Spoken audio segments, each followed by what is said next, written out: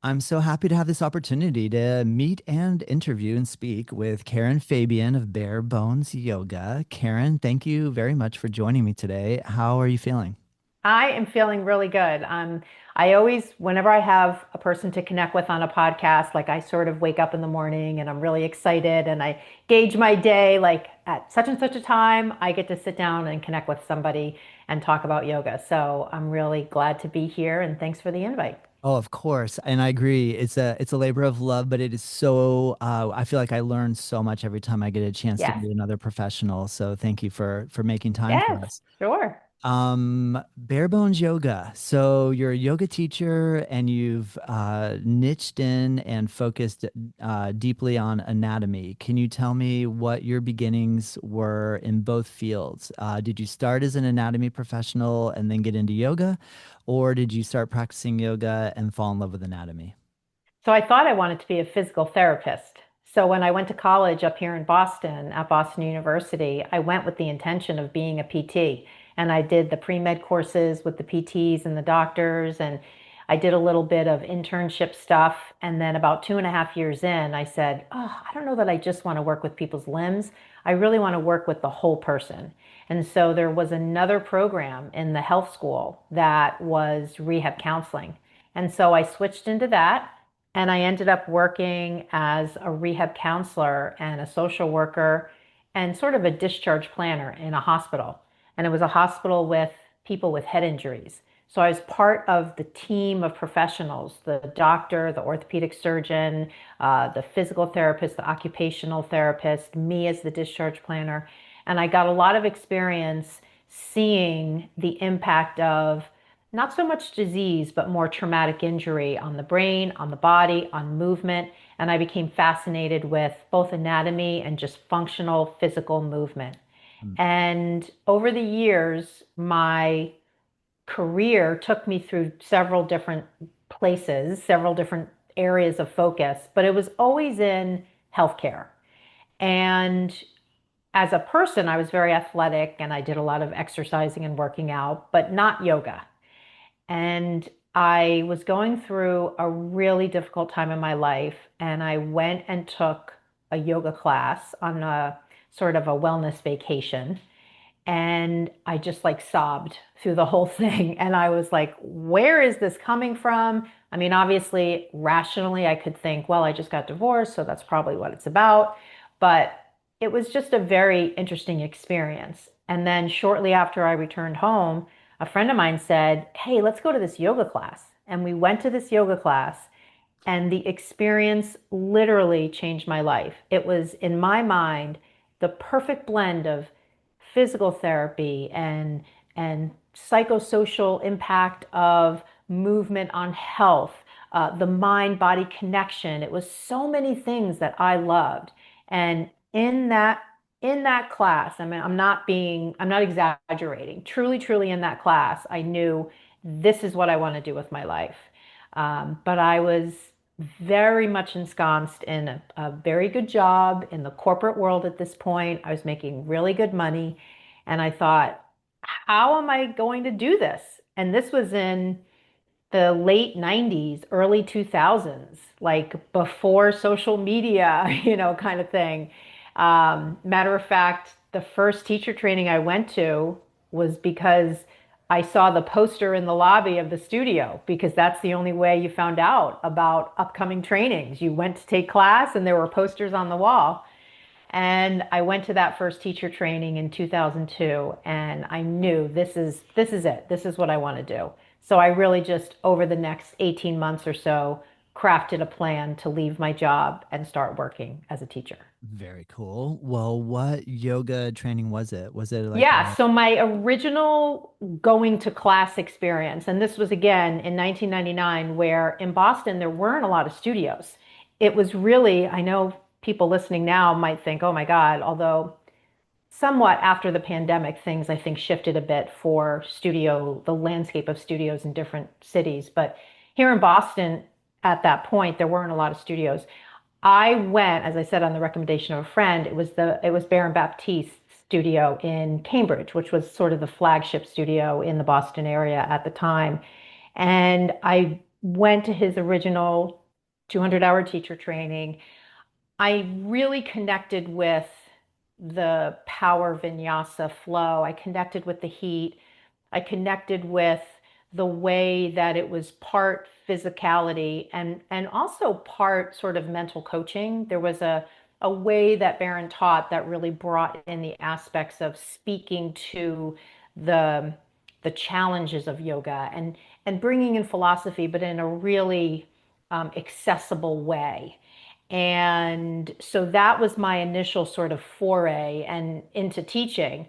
And That's I remember great. at the That's a time I was, great introduction. yeah, and I And remember you, at the yeah. time I really wanted to work there, and that's eventually where I got hired. Oh, cool. So after the teacher training, you were able to start to teach classes there. Yeah. And then I actually, in addition to teaching for the company, I worked there as well. So I was involved in, I actually wrote the first agenda for the very first 200-hour teacher training that we offered, which was not even really called a 200-hour back then because the guidelines didn't exist. It was like very much the beginning of things. Um, and so I did a lot of things behind the scenes. So I really sort of crafted really this sort of full-time teacher lifestyle. Very cool. Yeah. And so at what point, so you already have this anatomy training in your background.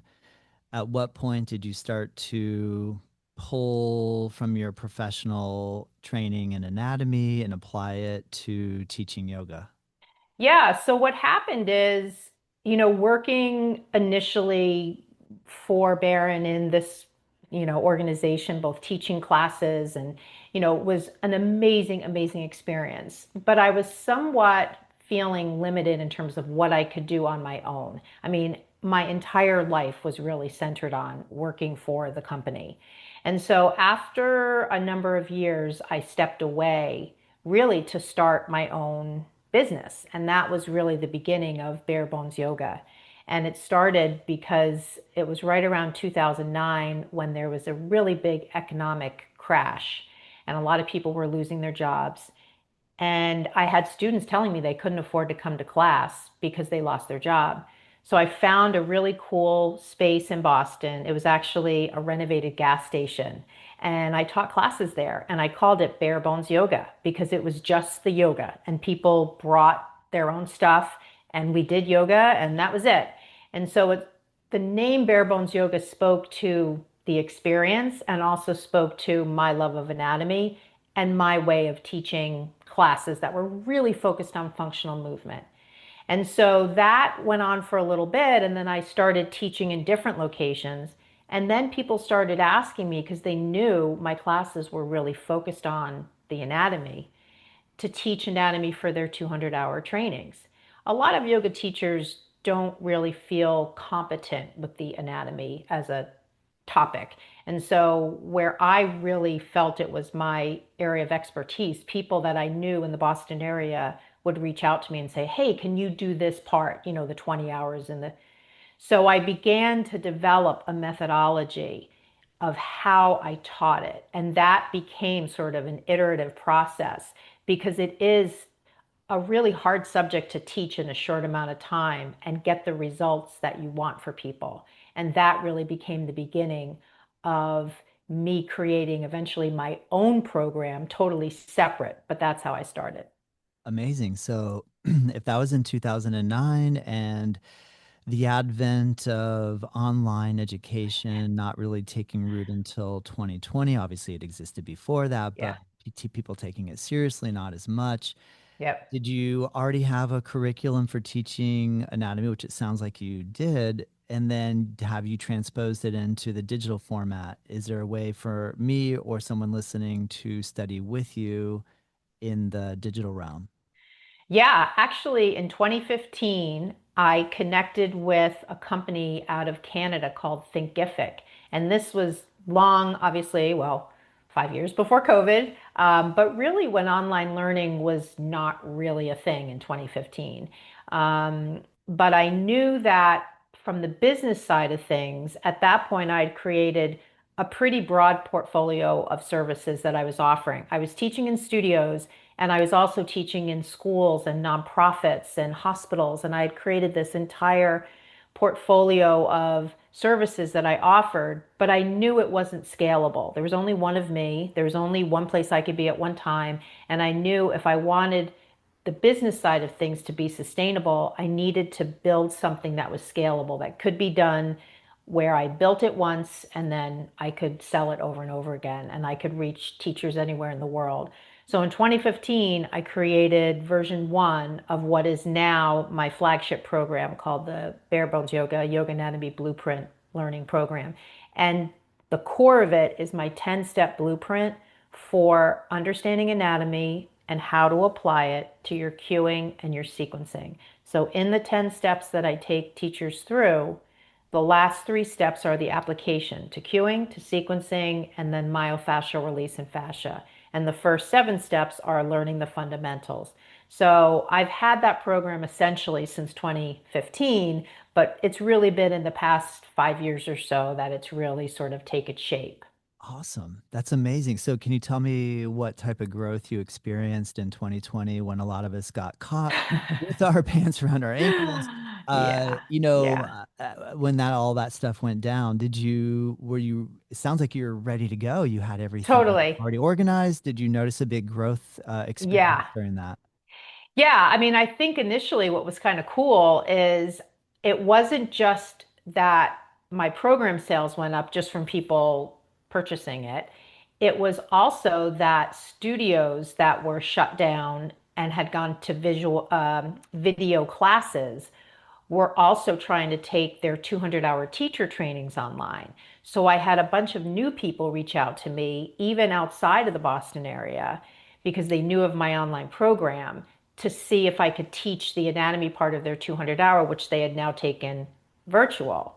And I already had the entire curriculum set, which was part of my own online program. So it was really easy for me to just do that. So it was really fun to have a number of live trainings I did where everybody was virtual and I just hit the ground running. And then I already had people enrolled in the program that were outside of those programs. Very cool. What is one of the myths that you see around yoga and anatomy that you could enlighten us on that potentially we could bust through? Yeah. I think the biggest thing is a lot of yoga teachers worry that their students are going to get hurt. And they come to me and they say, I'm really worried my students are going to get hurt. I so want to teach safe classes. Like they use that word. And there's a lot of narratives in the yoga industry that teachers pick up on. There's a lot of stories and a lot of phrasing that people pick up on. And that phrase, I want to teach safe classes, I mean, duh, we all do, right? And the reason I say duh is because it's kind of obvious. However, the the sort of assumption that people make that if I do X, people won't get hurt is a false assumption because it's based on this idea that when I walk in a room, knowing nothing about the people in there, I'm going to be able to prevent somebody getting hurt. I mean, I'll give you a perfect example. I just visited my parents in New Jersey. They're big Yankees fans, even though I live in Boston. I was born in the Bronx, so by birth, I am a Yankees fan. And before the Yankees game this weekend, they did this old timers game. It's a tradition, and they get the former players who are now in their 50s to play a couple innings of baseball. Well, their Hall of Fame pitcher, Mariano Rivera, simply ran to first base. And then when the next guy got up at bat, he ran to second base and he completely blew out his Achilles. Now, 50 is not old. He played a long career in baseball. You could make the case that his Achilles was potentially ready to go because he was older a little bit, maybe had spent 30 years running around on it. But did he know that particular day his Achilles was going to go? No. Was there anything he could have done to prevent that? Probably not, unless he had some warning signs that he ignored. My point is, when we go in to teach our classes, we know next to nothing. And even for the students that come up to us and say, hey, just want to let you know I have a herniated disc, for instance, but my doctor says it's okay for me to practice yoga.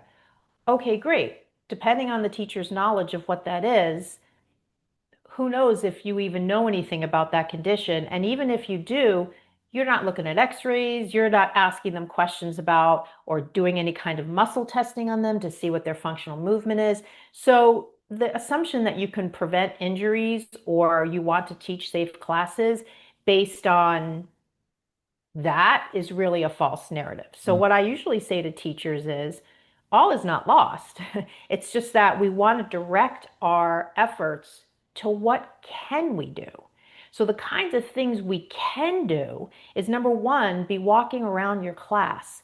Look at your students, watch your students, get off the yoga mat, stop practicing and watch them because they're not talking to you. We don't have yoga classes like fitness classes where the students are talking. So the only messaging you're getting is by what you can see. So that's number one. Number two, understand the fundamentals of anatomy, and I can definitely help you with that. Number three, use a sequence you know well. Because when you don't know your sequence well, because you feel compelled to change it all the time, most of your mental process is focused on what comes next. And you're probably practicing to remember it because that's how you learned it, because you probably practiced it at home a bunch of times. So, and then the last thing is use really clear cues because the clearer the cue, the better the chance they understand it. So those are the things within your control that you could make the case decreases risk, not 100%, but you control those things versus all the things you can't control. Great answer. In relation to the first idea that you presented, which I believe was to stop practicing and watch, use your visual skill to Yeah, observe your students and see what yeah. they're doing. What are some of the telltale signs that, what are some of the body language ways Hmm. that or things that you typically pick up on that you think is easy for the beginning teacher to observe? For example, my first thought would be, okay, they go to fold forward and touch their toes and they bend their knees. So then I could observe potentially tight hamstrings, but maybe there'd be some sort of cue that would indicate that they have a hamstring issue or a pull or a tear. And all these things I think we get good at it when we start watching people, and even not even just watching people when we're in the classroom, but like if we're walking down in the mall and we start observing bodies. Because I think as an Mm, anatomy professional, everybody is so fascinating totally. to watch. And you start to use that as a way to study, like, Yeah, what could they potentially be dealing with? And when I study the way their toes are angled out or knees are bent, yeah, right? So, but I know that's hard in the beginning. So, what are some of the cues that you would suggest that I look for as a yeah. beginner teacher? Yeah, so I would suggest I have this saying that I share a lot when I have conversations like this, and it goes like this: say the cue and see what they do. Say the cue and see what they do. Love. So we're sort of staying at the superficial level versus a deeper level with respect to is there a muscle compensation going on? Is there potentially an injury? We're just at the level of I'm saying step your right foot forward, drop your back heel, reach your arms up, and I'm seeing do they do that? Now, if they do that at the level of just gross motor movement, they've stepped their right foot forward, they've dropped their back heel, they've reached their arms up, generally speaking in the class, okay, I know I'm good. So now I can start to look at the shape. Maybe I look at the alignment. So within my teaching method, I speak about four different types of cues: action, alignment, anatomy, and somatic. So I could focus maybe on alignment and say, for this example, warrior one, stack your knee over your heel. And then I look. So if I don't see it, that's the feedback to me. Maybe rephrase it. Can you stack your knee over your heel? Or take a look if your knee's over your heel and see what that second iteration does that catch some of the people who maybe have their knee way past their heel. Now, I'm not going into, in this example, the anatomy based cue, which might speak to the why knee past heel might be problematic. I'm just at the level of alignment. So, say the cue and see what they do is a framework that a teacher can use, a teacher of any level of experience, to see, do they understand what I'm saying? And in seeing what they do, that's how, in part, I build connection, because that connection between the words out of my mouth and what the students do is literally the connection between us. So that can be a really sort of empirical way to know, is it working? Are they understanding me? Are they listening? Are they present? That kind of thing. Great point. And then back to the idea of the initial intent that I'd like to teach a quote safe yoga class. Yeah, If you are observing and you're noticing if your cues are landing and you're paying attention like this and actually observing everybody, we have a higher percentage chance of achieving this goal.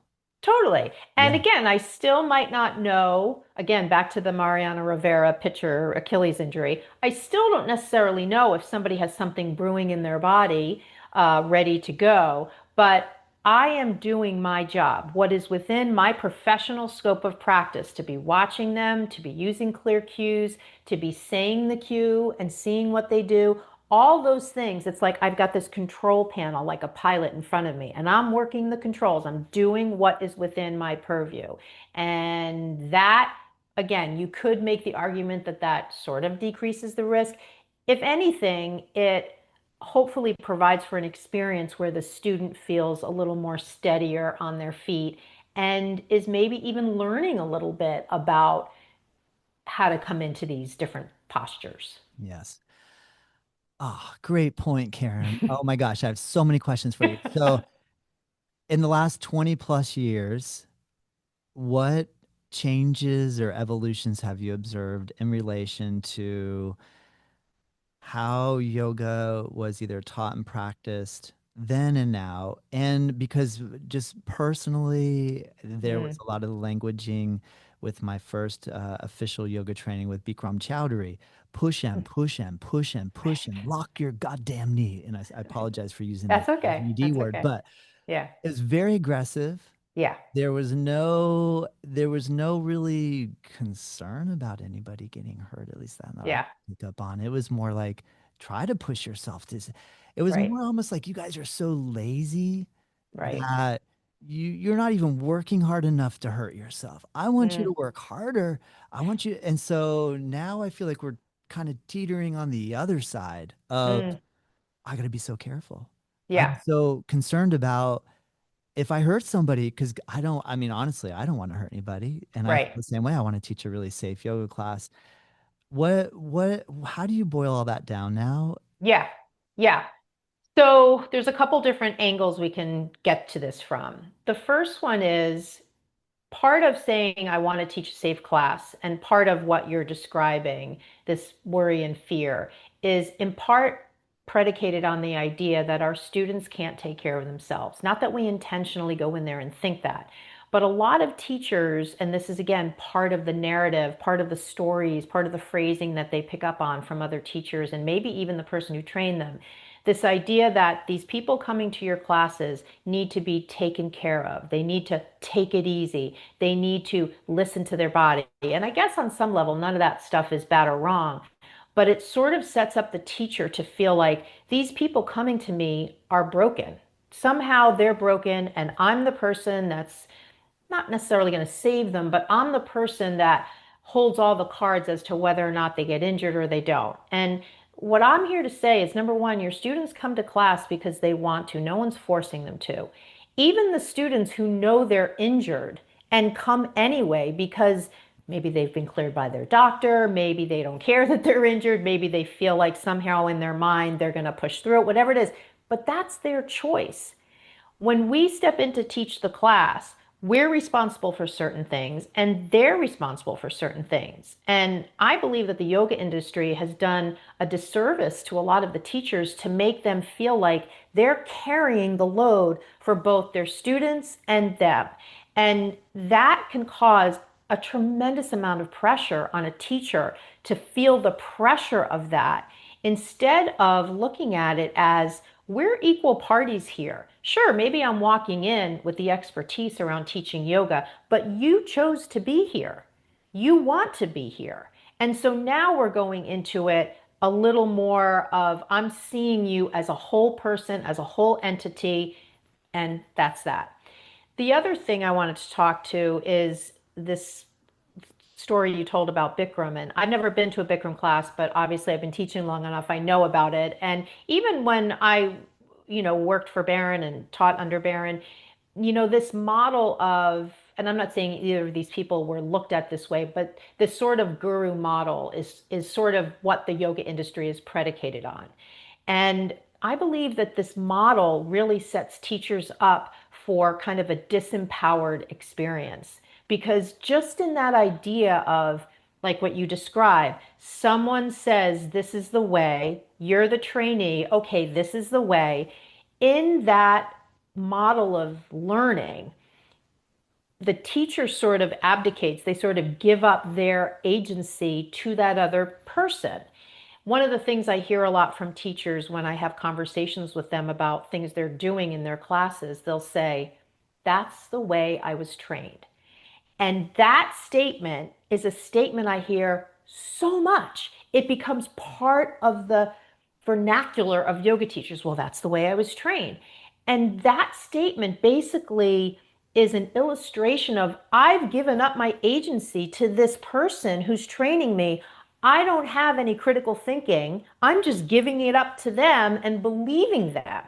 And along with the things that you described, I can certainly remember in my first 5, 10 years of teaching, the assisting we would do on students. When I look back and think about assisting people in Happy Baby without asking for permission, without, you know, any concern of personal space and agency over one's body, and no one questioned it. Or the We were SI joint, like bearing all that weight down their low back and bending the heck out of it. all the things. And in looking back, and this is sort of where we need the context, because in looking back, there were no questions. We were following the instruction. And now we have the benefit of looking back on it and how times have changed with respect to assisting in particular, and having much more critical thinking around an awareness around the reality for so many people that come to our classes who don't want to be touched, who have lived experience that makes it a nervous system shutdown if they're touched. And yet then we didn't have that conversation happening. So again, were we bad or wrong? Was it inappropriate? Probably, but in the time that we were in, that was acceptable. But that context of this is what we were told, same with your story, is something that still is there, that teachers give me that as the reason why. And so what I love to talk to teachers about is how can you become more empowered instead of giving your power away? How can you become more empowered? What does that look like to you? And I'll just share one more last example. Please. I just got an email before we hopped on from a teacher I've been talking to who's considering enrolling in my program. And she wrote me back and said something along the lines of, I'm a new teacher, my classes are going pretty well, I'm getting good feedback, so I figure that must mean I'm doing pretty well. And that's a perfect example of giving your power away. And it's not necessarily about power like having power over somebody, but I can't control how my students feel about my classes. They like it, they don't like it. It's colored by their own experience, how they see me, how they see the world, the mood they're in when they come. All these things I have no control over. So that's a perfect example of a teacher who's literally giving her power away to her students in terms of how she feels about how she's doing when she teaches. So what I love to ask teachers is forget about what they're saying. How do you feel when you teach the class? at the end of the class, when you're driving home, how do you feel? Because what comes up for you in the answer to that question is the stuff that we want to work on. Because if you don't feel great, if you're berating yourself, if you think you messed up, if you felt nervous, if you forgot the sequence, if you felt self conscious, if you wanted to do the walk and talk and instead you were on your mat the whole time, that's the kind of stuff that we want to work on. Those are the kinds of things that are blocking you being empowered. Yeah. And I appreciate thank you so much. I appreciate how you are pointing out in my first question about one of the myths that we see is the over identification with safety. And we can see how we've transitioned from kind of not really putting much emphasis on that to now putting a lot of emphasis on it, trying to find some happy medium in the middle. Yes. Can you speak a little bit about current science within anatomy in terms of pain and how we can know what levels of pain to Mm. respond with to going more toward the safety side Mm. versus let me push through the pain to hopefully come out the other side a better person. Yeah. So pain is, of course, an internal experience and oftentimes something we as the teacher can't see in our students, short of maybe if their face is making some sort of face. But that, again, is an interpretation of their face, right? And unless you're working with someone privately in a one-on-one session where they can be talking back, we're really guessing if someone is experiencing pain. Generally, though, what from a teaching approach we can do is make really intentional choices about the poses we offer. Because if I look at, let's say I had 100 index cards in front of me with 100 different poses, and I wanted to create a sequence by simply picking a bunch of poses that had, again, I hate to use the word risk, but let's reframe it the other way. Let's say I Yeah, wanted to yeah. create a sequence that was highly accessible, right? And accessible doesn't have to mean easy. Matter of fact, I could just teach sun salutation A and sun salutation B and maybe a tree and maybe half pigeon at the end. That's it. I could do that for 60 minutes. And I could make that really hard if I slowed it down, if I held them longer in the poses. So it's not really about, I'm not talking about accessibility from the point of view of this is a beginner class. But my point is, if I make really intentional choices on the poses, that in and of itself can increase accessibility because I'm not asking for as much from the body in terms of range of motion. I'll give you a really specific example. If I'm teaching side angle lunge and I teach it with just the arm over the head, and then I ask them to take the arm behind the back or maybe put the hand on the hip, the hand in the air, put it on the hip, but if I then take them into the half bind, and if I then take them into the double bind, with each progression, with each iteration, that upper shoulder has more of a requirement from a range of motion point of view. It's externally rotating more. The more I take the arm behind me, the more I now go for the double bind. I need to keep that upper shoulder opening, which is external rotation. So therefore, I need more output from the muscles that create that movement, and I need more length from the muscles that do the opposite thing, which is internal rotation. But if I'm teaching and I sort of hold back on the double bind and just sort of stay in iteration one and iteration two, that's what I mean about an intentional choice that you could make the case decreases some risk for the student. So the the poses you pick is one thing. The other thing is when we were talking before about watching your students, like let's take high to low push up. If I'm teaching class and I'm in that first 20 minutes of sun A and sun B, which generally is kind of a vibe that a lot of people will be teaching, and I see that there's a lot of sort of slop in the movement from high to low push up, that is something I'm teaching a lot in class. I mean, if you're teaching sort of a typical power flow kind of vinyasa flow class, you probably teach a bunch of those things. So that particular movement, those poses in that dynamic sequence, high push up dog, down dog, it would behoove me to really help them as much as possible if people are having trouble with that or out of alignment with that. Because I know the frequency of that part of that movement is higher than maybe the one time I teach tree in that 60 minutes of class. So that frequency variable is another thing that I can sort of play with to, again, you could make the case to decrease risk, but again, to just increase accessibility. So I'd say watching your students, this issue of the things I teach a lot in the one class, really make sure by watching them they're doing that and they sort of have integrity in those poses, and then making really good choices, really intentional choices, fueled by your understanding of anatomy when you create your sequence. Great answer. Does in trying to train them to understand their own experience of pain, what is in your own personal practice? How have you traversed realization or understanding about how far you should push versus Yeah. take care of yourself when you are feeling pain? What are your takeaways there? Yeah.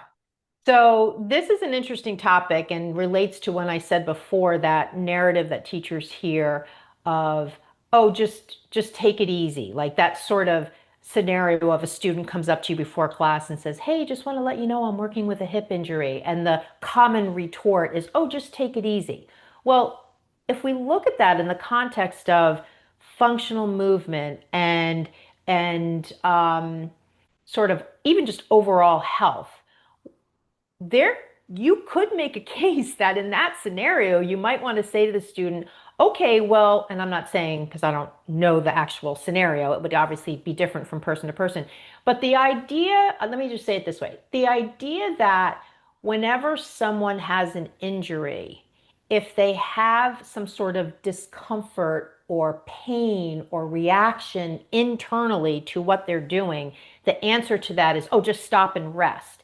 That is again predicated on an incorrect assumption that pain is only something that happens as a sign to tell us we're doing something wrong. Perfect example.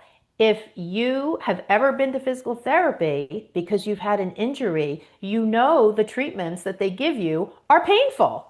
Anybody listening who's had any kind of injury where they've had to go to physical therapy, it is uncomfortable. But they don't say, oh, I'm not going to take you through range of motion exercises today because it's going to be painful for you, right? So this speaks to at the level of an injury in the body. Obviously, there's lots of different injuries we can have, but even if we just look at maybe a common one, someone comes in and says, hey, I have a little bit of a problem with my hamstring on the one side. I've been running a lot and I feel like there's a little bit of irritation up by my sitting bone, which is the origin of the hamstrings.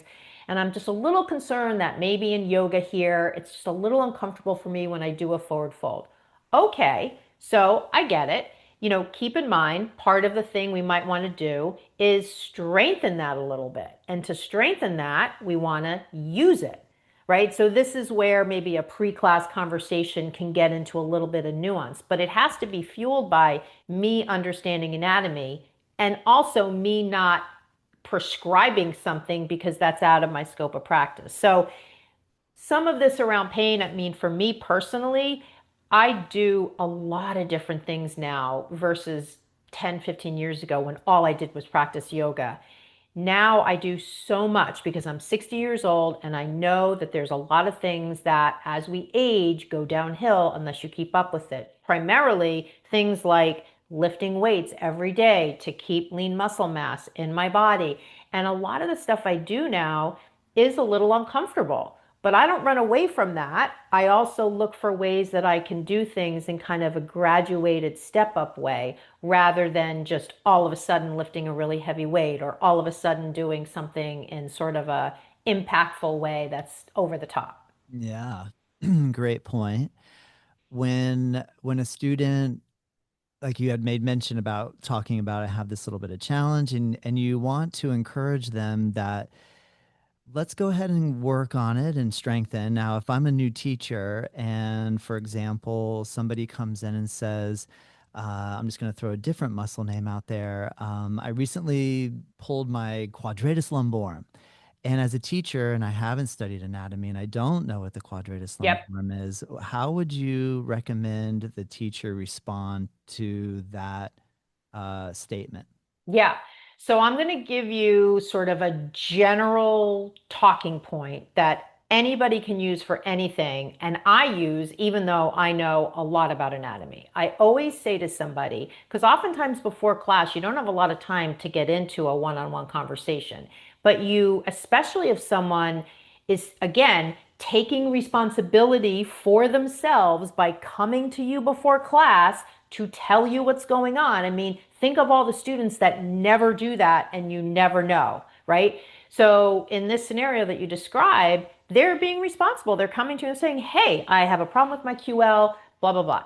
The question that always works is tell me how it affects your movement because I'm the movement person. I'm not an orthopod, I'm not a physical therapist, I'm the movement expert. If you and I start talking about how this affects your movement, I don't even need to know what the QL is, right? Because we're going to be doing a bunch of movement in here. Great point. So tell me how it affects your movement. And now we can start to talk on the same plane. Oh, well, it really hurts when I forward fold, when I bend down to touch my toes. Okay, well, I got to let you know there's going to be a number of scenarios today where I'm going to be asking the class to fold forward. So I want you to listen to your body. So I'm not saying take it easy, baby it. I'm saying just listen to your body. You know your body. I don't know your body. I might not even know you. So listen to your body. And I'm going to be walking around and watching. If you have any questions, just flag me over. I mean, honestly, that's about the most you can do. But the general question, just tell me how it affects your movement, gets us talking versus what a lot of teachers feel like is, oh, the person's asking me a question and now I need to be the answer person. And it's like, wait a minute. They're there of their own free will in your class. Why do you need to all of a sudden be the answer person? Yeah. Your guy's at the same level. So ask the person, tell me how it affects your movement. You're not expected. Why should you be expected to answer all these questions? But this is, again, part of the paradigm that teachers are fed that just makes them feel like the bar is way up here and I am never going to get to this bar. When it's like, okay, let's really have a conversation about what's really going on here. Yeah, good point. Prior to studying anatomy, I learned a pose called standing head to knee in the Bikram yoga series. You stand Oh, on yeah, your yeah. leg, That's out here. you round your body forward, you interlace your fingers, you grab your Yes. foot, you kick your leg forward, you keep your heel in even alignment with your hip, as opposed to like the Ashtanga version where you hold the big toe and you lift your leg above the hip. And one day, a physical therapist later on, years later, had said, ooh, when I see that pose, it really just makes me cringe because it's like loaded flexion galore. And I was like, loaded flexion? And it makes really good, I mean, it's kind of tells you what it is. But if you don't know Yeah. anatomy well, you're like, what does that even mean? And Yeah. then, I started to explain to me that if you're going to lift the heavy box, you don't lift it with your back, you bend your knees, you grab the box, hold Yeah. it close, Yeah. use your legs, stand up. So if you're holding onto this limb out in front of you that's really heavy and you don't have the core strength to support it, your low back is going to be bearing a lot of that load as opposed to sharing it amongst other muscles. Can you tell me if there's anything that you've come across in the physical therapy world that the yoga world doesn't quite match up with the physical therapy theory about how somebody should move? Yeah. So in this specific example, I think context matters, right? And this again sort of relates to when we were talking before about making really intentional choices about the poses you pick. So if from the outset you're making a choice that this is a pose you want to include, then you have responsibility as the teacher in terms of you better understand the implications of this pose for a bunch of people about whom you know very little about their abilities, their physical conditioning, right? So you had number one, better be watching them, okay? Number two, yes, you can make the case from a PT perspective or even just a movement perspective that it's loaded flexion on spine. I get that. However, like I could stand up right now and demo that for you, and I can promise you there's very little risk to my spine because I'm very grounded in my standing leg. I'm very present. I have the requisite strength and flexibility in order to do that pose.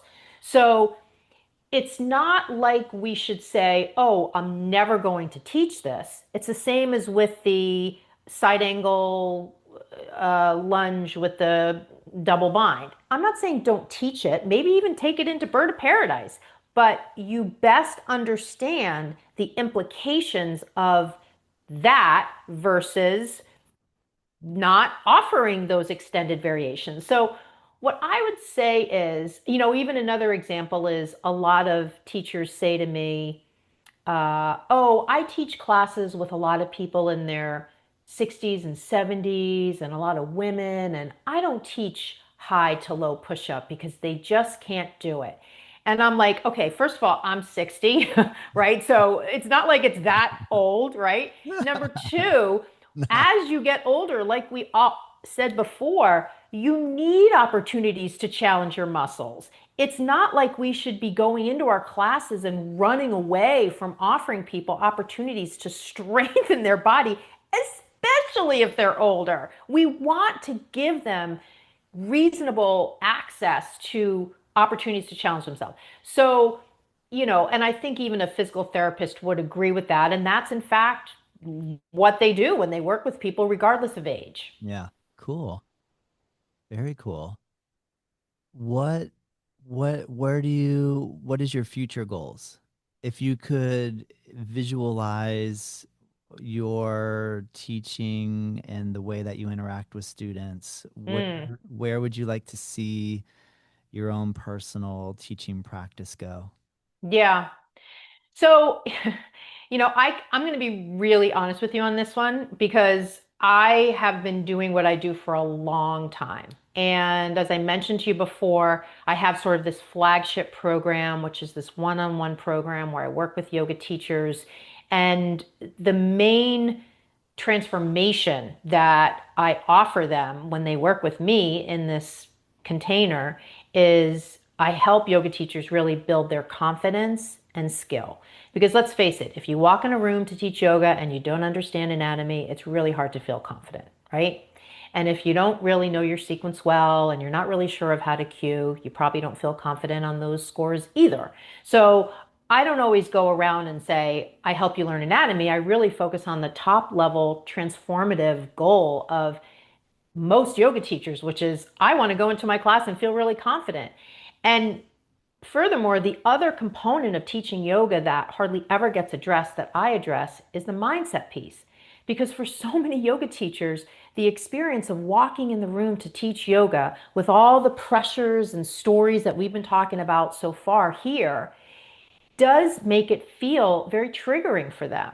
And without the necessary tools to be able to go into a room and feel confident and empowered without knowing how to access that, that can make even a teacher who knows anatomy really well and knows how to cue and sequence make them feel like this is not for me. So a large part of what I do is mindset work, and I have a very specific way that I do that. But what I've found is it's really been challenging to get teachers to say yes to this.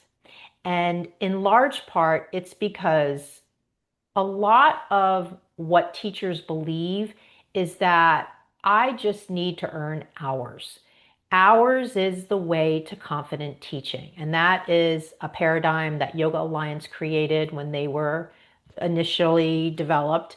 And that assumption that hours equals more confidence is so ingrained in most yoga teachers' minds that and all the other stories we talked about, that I'm sort of an odd fish in a big pond.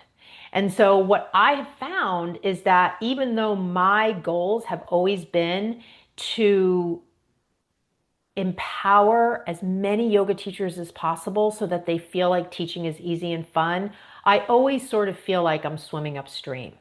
So what I did in April of this year, here we are in August of 2025, is I created an accelerated program. So I call it the Yoga Anatomy Accelerator. Because one of the metrics of my original program is it's a 3-month one-on-one $2,200 investment. So it's pretty good investment and it's 3 months. So I thought, let me just create something that's a little more accelerated. It's just $397. It's a lot more accessible, and it's boiled down to 4 live trainings. So I've been running that program since April as a way to sort of offer something accelerated and short term to try to entice more teachers to say yes to the idea of, oh, I want to walk in the room and really feel like I know what I'm doing. And so when you ask me, like, what's my future, what's my vision is to have hundreds of teachers every month enroll in one of these programs.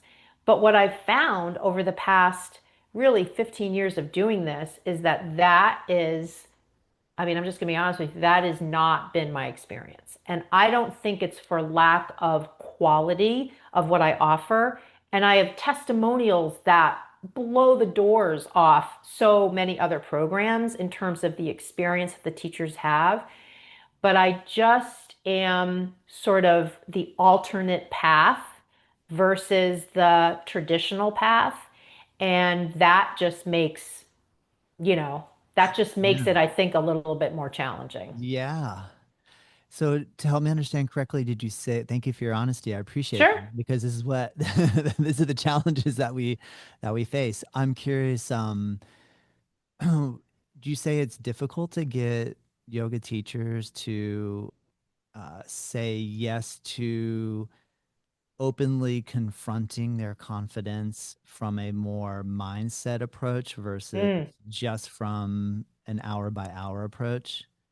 Yeah, Is it a belief thing? Is it me believing that it's possible for me to achieve confidence by you helping to coach me to believe that I can be confident? Or do you know what I mean? Because I yeah. think you're right. This is a really great debate. I had this with somebody who's in the tech field that works with training people in the tech industry, and that one of his big complaints he mentioned to me was that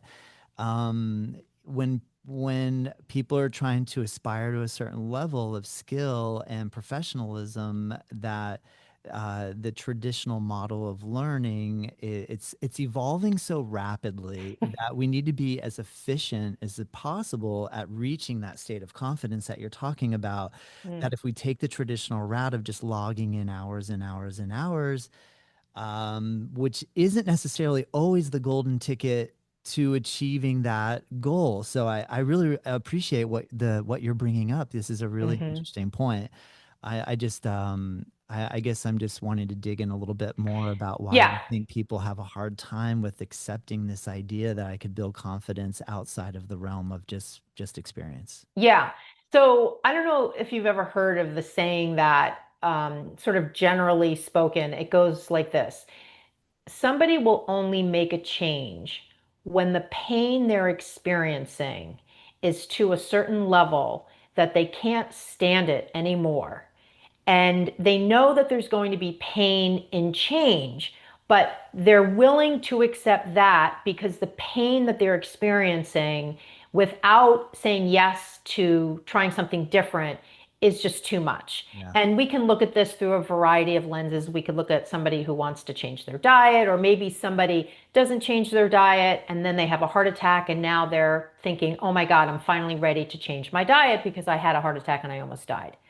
So what I have found, I think that the subject that a lot of people don't talk about is of the the impact of the way the teacher experiences teaching yoga from a mindset point of view. And Mm. what I've found in many years of working with teachers, especially the one-on-one work that I do, because in that I have 3 months of one-on-one coaching I do with one teacher, is that the the feelings and beliefs and identities that people have can oftentimes block them from being the kind of yoga teacher they want to be. Case in point, if I was raised in a home where my parents wanted me to get really good grades, and I grew up thinking perfect is the only way and there's no other way but perfect, and I identify as a perfectionist and a type A person, and I'm also maybe an overthinker, like I think really hard about things to try to make the right decision. Somewhere along the way, I decide I want to be a yoga teacher. And then I go in to teach my class, and I'm a type A perfectionist that's an overthinker. How do you think that kind of person is going to feel every time they teach a class? Oh my God, there's beginners in there. Oh my God, they're out of alignment. Oh my God, I forgot the sequence. I'm a bad person. Oh my God, I have to change my sequence all the time. Otherwise, my students will get bored. It's taking 4 hours a week for me to prep for my classes. And every time I teach, I feel so much pressure and anxiety. I can't, these are real things that people have told me. I'm not just riffing here.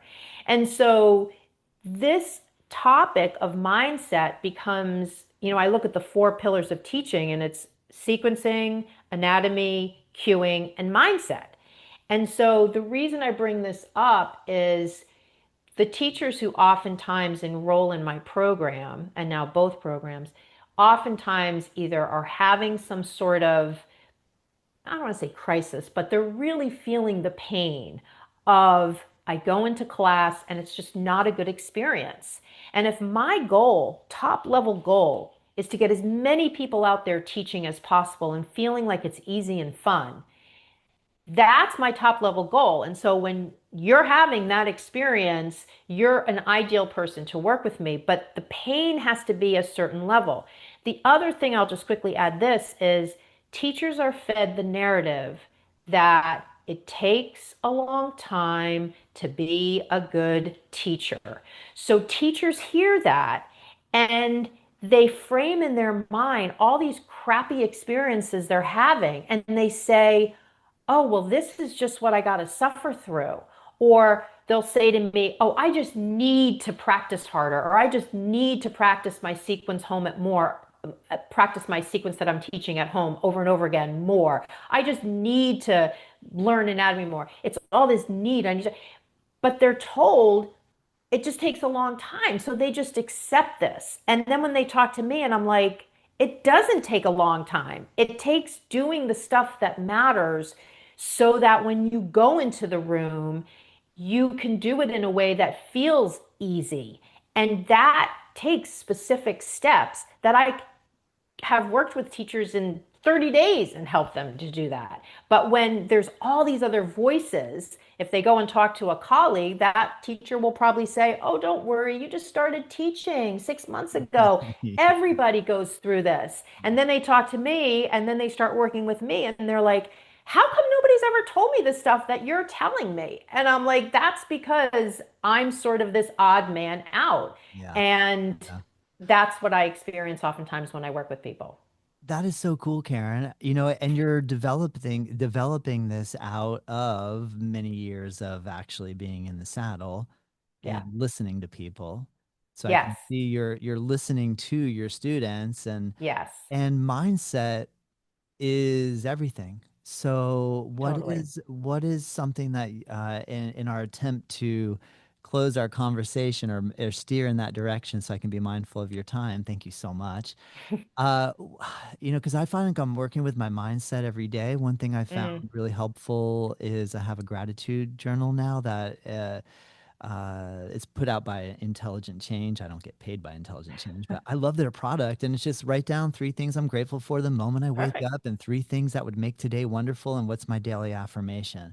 Yeah. And in getting in this practice of actually doing this consistently every single day for a few months now, I'm finding that like having my mind have to think on something I'm grateful for before I give myself something to think about that I'm really upset about, like first thing has been huge. Yeah. So I'm working on my mindset every day. I feel like Yeah. it's been like a lifelong thing. Can you tell me something that what you do? What is one of your mindset strategies that we Yeah. can, without giving all your secrets away, Yeah. what's something I can work with? So here's from a top level what I can offer on that score. And this is something that I do a lot. And I frame it as experimentation, meaning when something's not working, experiment with something different. And this really boils down to what I often share with yoga teachers that come to me with different problems. And their thought is, oh, I'll just enroll in a 300 hour or I'll just enroll in a 500 hour. What I'll say is, your confidence is not often found in the number of hours you train. It's often found in your willingness to try something different. So, a perfect example of this is the teacher that comes to me and says, I can't remember my sequence. Every time I go into class, I have to practice with them. And I know that I want to walk around more, but I just am tied my mat because I can't remember it. And when I talk to them and I say, well, how often are you changing your sequence? Well, every week, because I have to do that. Because if I don't change it every week, they're going to get bored. And I'll say, well, would you be willing to experiment with for the next 5 classes using the same sequence? Um, I don't know. I'm a little, all right, well, how about for 3 classes? Would you be willing to do it? Okay, I'll do it for 3 classes. And then when we get on our next coaching call, every single time, the person will say to me, oh my God, nothing happened except I felt so much more confident with just 3 times, with every time nobody was concerned. Nobody walked out. Nobody complained it was the same sequence. I would even knew the Nobody, difference. nobody even cared. Yeah. And all I had to do Yeah. was be willing to try something different. And what that does is it challenges the belief that I had that something bad was going to happen, that I needed to change it to keep them interested. I mean, yoga's been around for 5,000 years. I don't think from a product side perspective, it's doing great. People are still doing it and it's hardly changed at all and people do it. So I don't think all these teachers need to think, well, I need to change. Who are you to think you need to change it? It's doing great. So you can go in but I can't say to that person, oh, just get over it. So I say, hey, would you be willing? So the takeaway from that is yes to gratitude practice. And also from a mindset point of view, yes to trying something different when we feel like we're up against the wall. Because typically the reason, it's just like in yoga philosophy, that samskara, that doing the same thing over and over again, wearing like the water on the rock in the creek, just wearing to try something different. Because when we do, we don't even oftentimes realizing we're facing a belief that we have that's holding us back from a mindset point of view from feeling confident. And so that's one of the things. I actually have a 6 point framework I call the confidence practice. And one of the 6 points is experimentation. And yes, there's meditation. Yes, there's daily movement. Yes, there's journaling, which you could also make the case is part of gratitude. Um, yes, there's self inquiry, but one of the pillars is experimentation. So that's what I use, that's what I teach, and teachers really love it. Love it. Great advice. Thank you so much. Yeah, sure. And I can actually send you a link.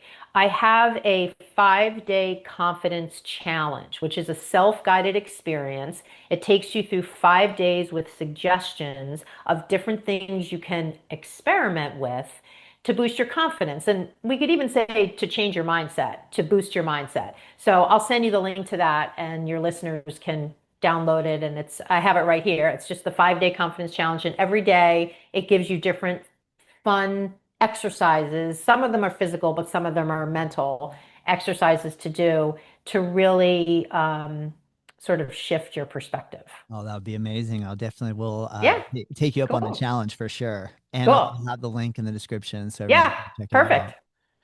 Well, thank you so much. I Thank you. appreciate it. I really like hearing you sharing your stories about your Thank you. experience in the profession. And I love your optimism and enthusiasm. Thank you so much. And we need a little bit more of this. I think we need more like confidence and Yes.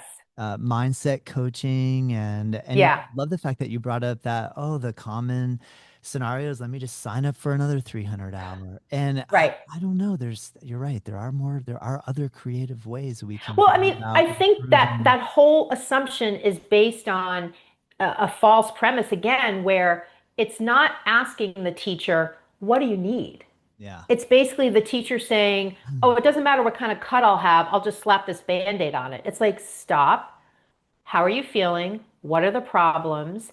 And it's like buying a house sight unseen. It's just like, well, I'll just buy that house. It's like, no, do you need two bedrooms, three? What do you need?